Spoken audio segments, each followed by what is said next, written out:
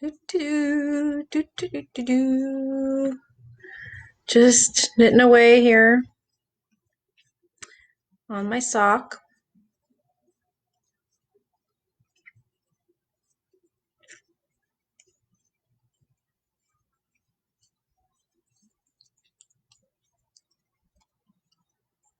Hmm. Looks like Facebook might be having some technical difficulties with this. Hello, everybody. I'm just knitting away here in our sadly empty, disheveled store. Hi, Margot. So glad you could join us. Oh, you guys, we made it to another Friday. I don't know how that's possible. Life is so upside down. I came back in from using the bathroom. If you haven't been to the store, our bathroom is outside our on the patio, external access. And so I came back in and my eye kind of caught on the sign we taped to our door to explain our closure. And our last day that we were open for just a couple of hours was Friday, March 20th. And we had actually been closed for most of that week, but opened up for just a few hours, kind of anticipating that the statewide shutdown was going to happen. Um, and it caught me by surprise how long ago already that is. Hi, Chris Odom. Yay! Um, we're coming up on, well, we've passed 1 month since we actually first closed our doors. One whole month.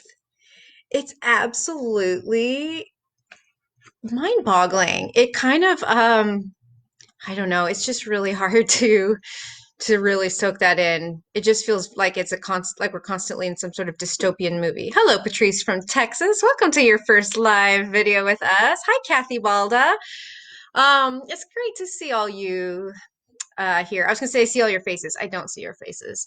Maybe we'll have to get over onto some of those Zoom knit nights, do something like that so we can actually interact with each other more than you guys just having to sit here and listen to me blather on.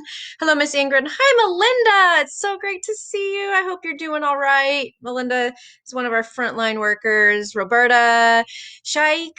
I hope I got your name right, Shaik.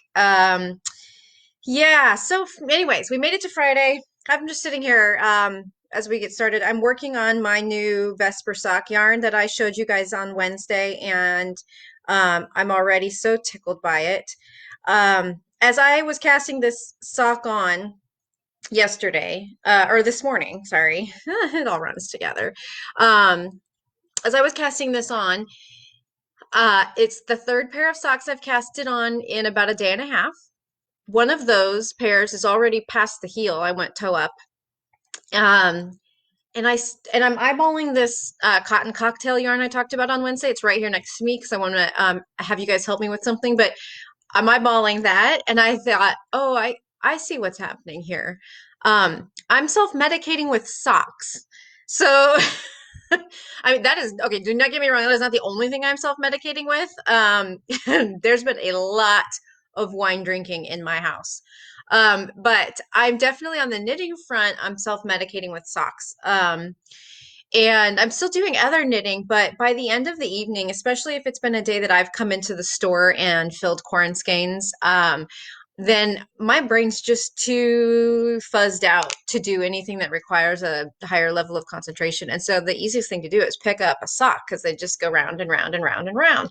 Hello, Colleen. Yes. Oh. Um, so the socks are easy, and my family's been having movie night, something that doesn't really happen. I mean, I have a almost 17-year-old, so she's hardly around on the weekends.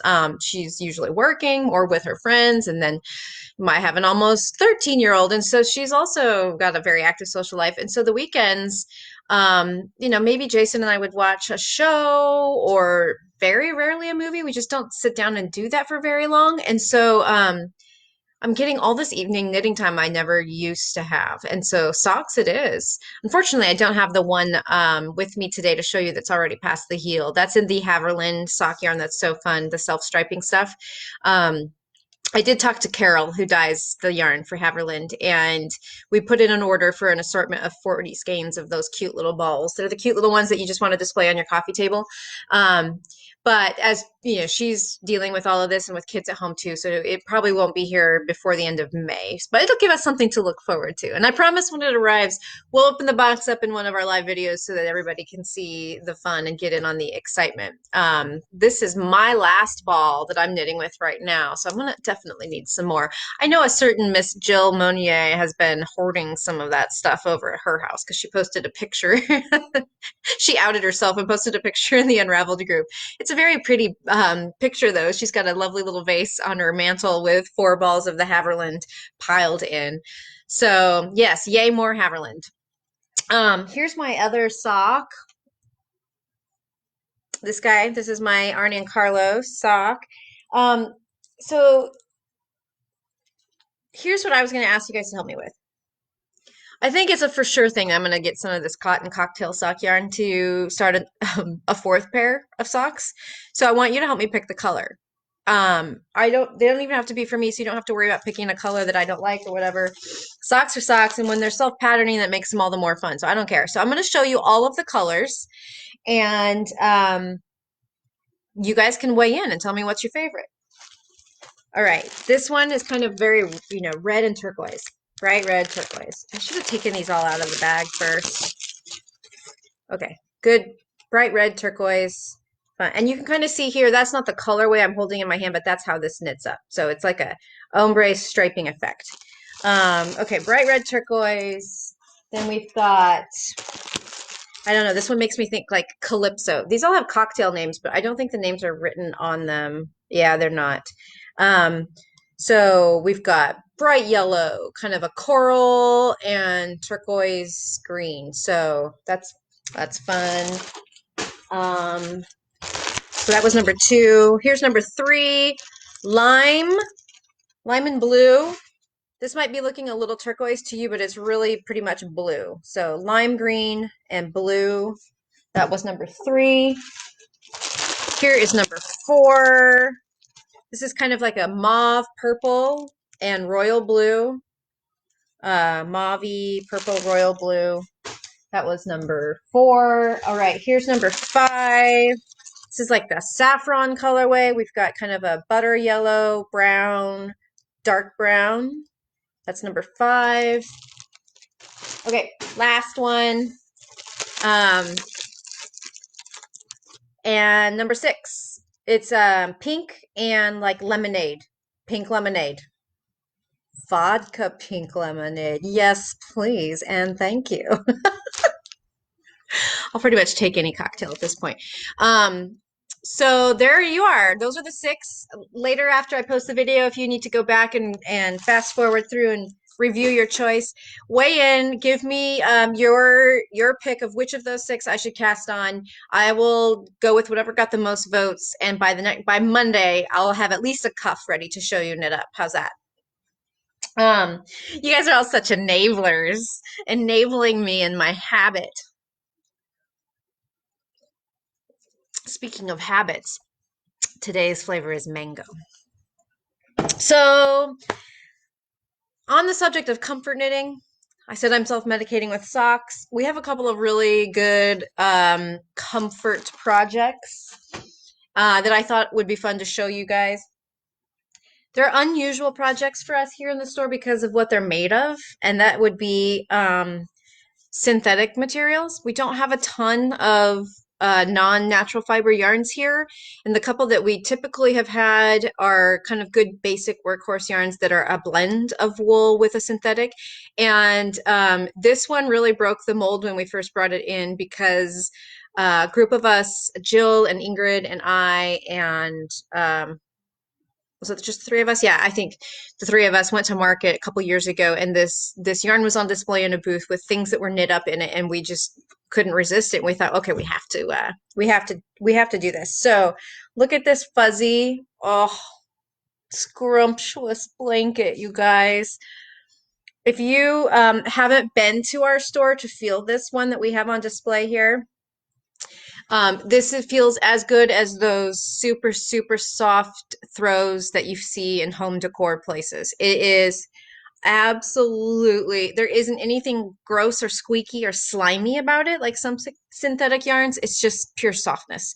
Oh, this would make a good cuddle if you're feeling low. Um, and that is made out of Serdar Alpine. This yarn's so great.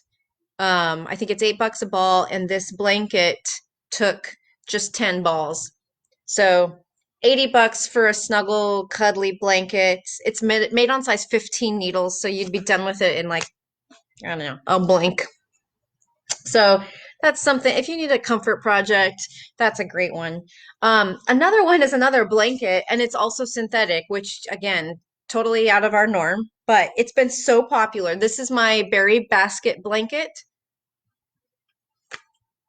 So this is an entrelac blanket, and I know a lot of you have seen this already. Um, but just for those of you who haven't, this is entrelac, which is a technique of making, squares at a time as you move across, and it's made all the more effective by using a self-striping yarn. And what I used, get ready for this scale. I used this. Let me try to back up. There we go. It's bigger than my head. This is Hayfield's Bonanza Chunky, and it takes one skein to make that whole blanket. It's nuts. It's like 26 or $28 a skein. And it is, it's acrylic. It's what do they call it? Oh, acrylic. Some of these yarns say stuff like super fine acrylic or something like that, and so that's what I thought. But no, it's just plain acrylic. But it actually feels all right. It does not. I've knit with some acrylics before, and I had no problem making that blanket. It felt great. So the idea of making a blanket out of a ball that's bigger than your head is just kind of alluring. So comfort projects.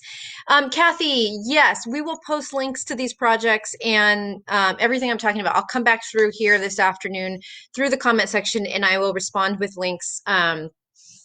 My sock pattern that I use is just my socks on 2 circular needles.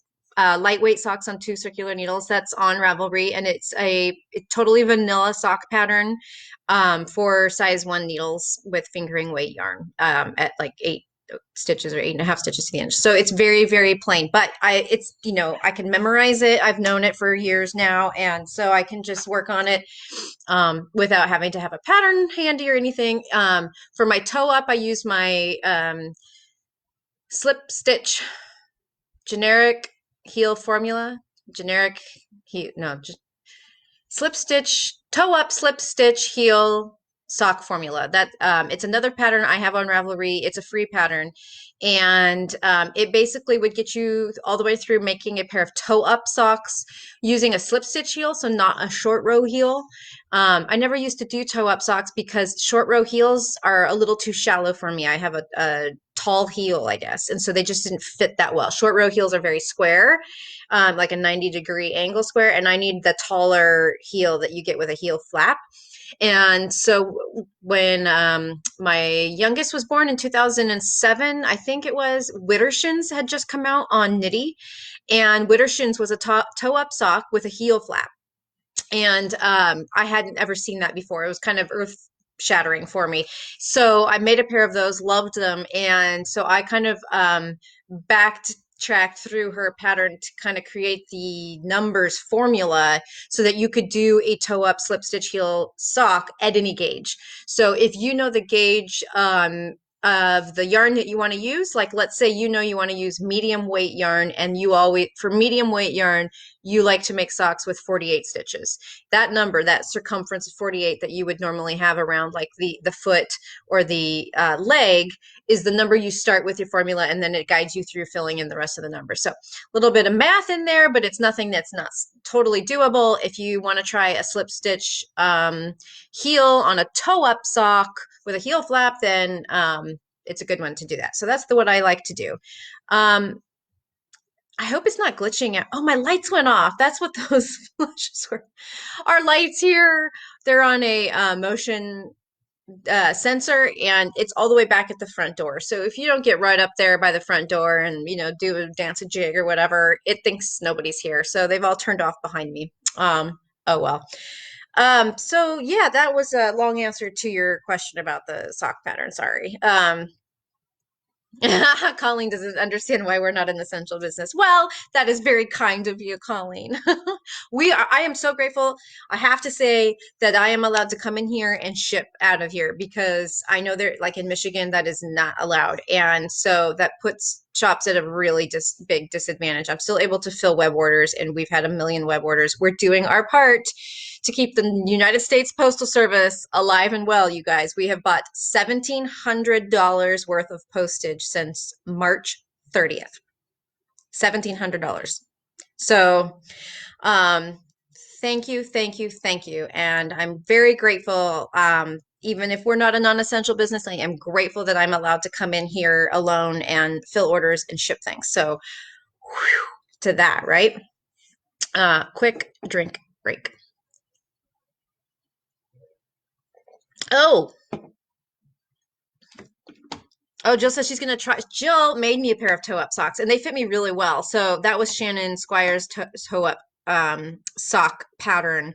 So if you need a different toe-up, Shannon Squire's got really good ones too, because Jill made those for me, and they fit me perfectly. And they had a heel flap, not a short row heel. Um, so we have a winner from our contest on Wednesday. Thank you everybody who made a comment that said they were interested in winning the prize and or tagged a friend and said, hey, this friend might like winning this prize too. I think we had 41 comments and I put that in the random number generator and our winner was Martha Sedgwick. Woo! Oops, upside down. Martha, yay! So Martha gets the 5 skeins of Barocco Cambria, the alpaca linen blend, and the Cambria book. And so Martha will be in touch about getting this to you. And thank you so much for leaving a comment. That was really, really cool. Well, I wanted to ask you guys what you've been working on. If you feel like you have kind of changed your direction in terms of what you like to predominantly knit, like if you feel like circumstances are different now, if you're knitting weird things for you, like if you're suddenly making a bunch of little amigurumi animals because that's more satisfying than some giant project you already had underway.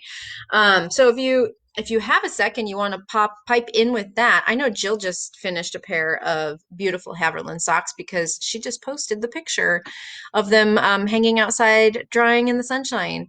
It's a beautiful day here in the Columbia River Gorge. It's calm and it's supposed to get up into the mid 70s. It's nice. I hope that people don't flock to the outs of doors in dangerous ways, but I'm sure everybody would like to get out and soak up some vitamin D.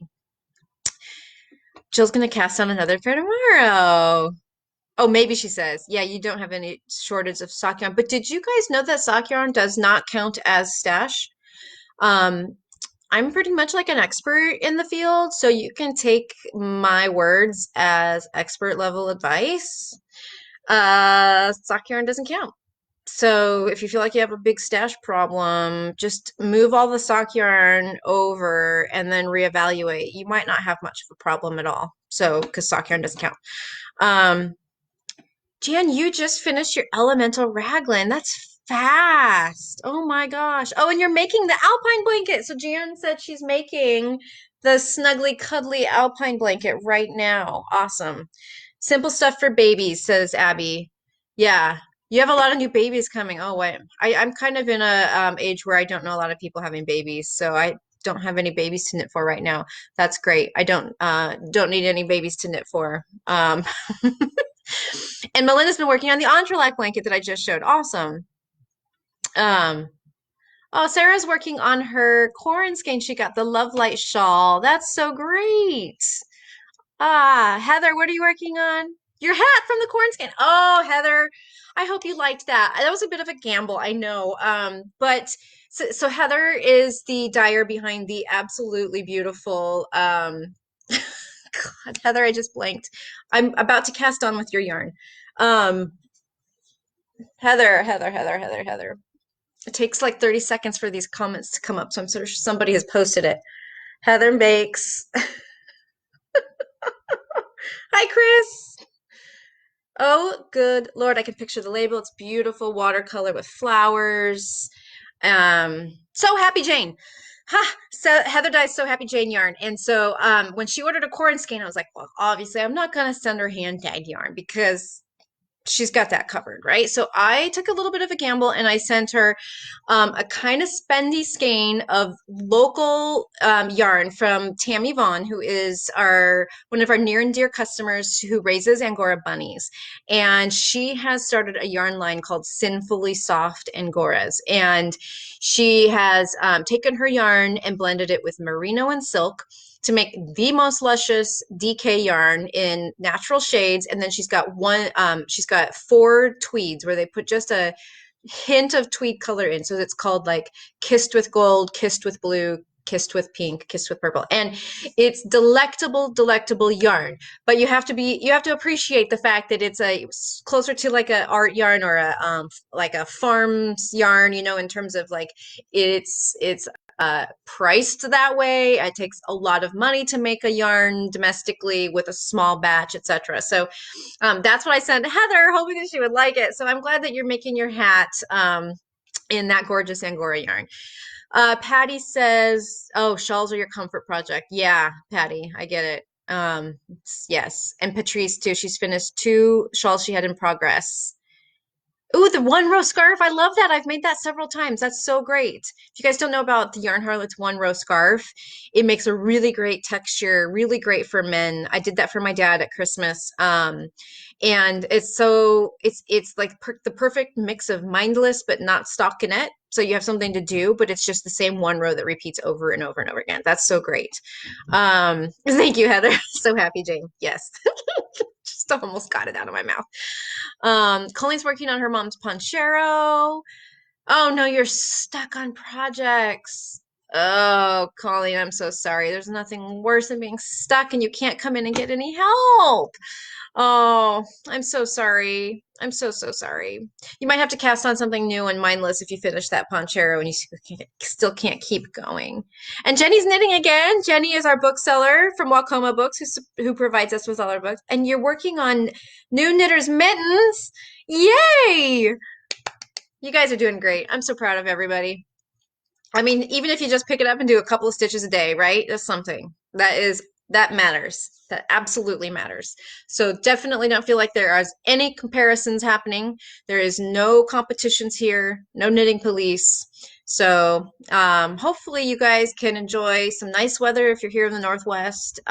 If for those of you that live east of here that got snow in the last couple of days, so sorry. I'm so sorry. I love snow. Anyone who knows me knows I am the biggest snow champion at the proper time of year.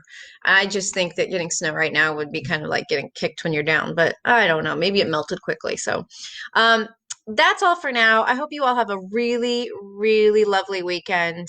I really do enjoy touching base with everybody through these live chats and stay strong, stay well, take care of yourself, check in on your neighbors. So, bye, everybody.